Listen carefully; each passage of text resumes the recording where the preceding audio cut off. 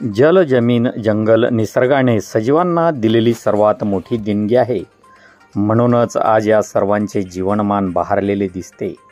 हे जरी खरे असले तरी अजूनही यातील बरेच जण या सर्वापासून खूप दूर आहेत.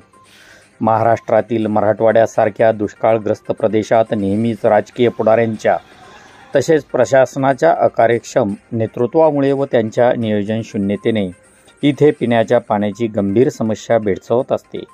यात विशेष करून छत्रपती संभाजीनगर, जालना, बीड, लातूर, धाराशिव, नांदेड, परभणी, हिंगोली येथे 10-10 दिवस जनमानसांना पिण्यासाठी पाणीच मिळत नाही. तरीही निर्लज्ज राजकारणी व प्रशासकीय यंत्रणा फक्त स्वतःच्या स्वार्थासाठी राजकारण करतात.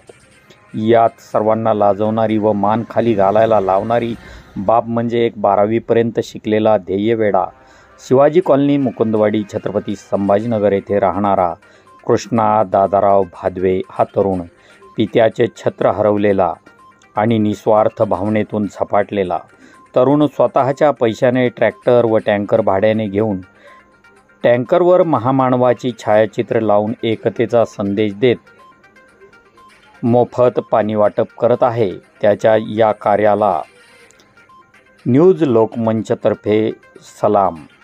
आपण पाहत आहात न्यूज लोकमंचसाठी वृत्तनिवेदक तथा महाराष्ट्र विशेष प्रतिनिधी विजय शिवगजे.